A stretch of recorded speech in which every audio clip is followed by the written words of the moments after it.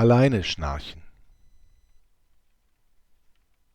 Dann, wenn du verreist bist, dann bin ich frei, kann schnarchen, ohne Sorgen, dass du dann am nächsten Morgen dich beklagen könntest über mich.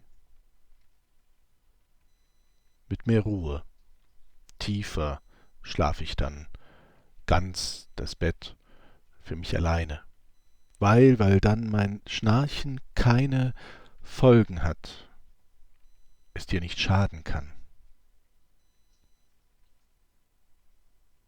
Wenn du weg bist, dann, dann fällt es mir so viel leichter, ganz in mir zu ruhen,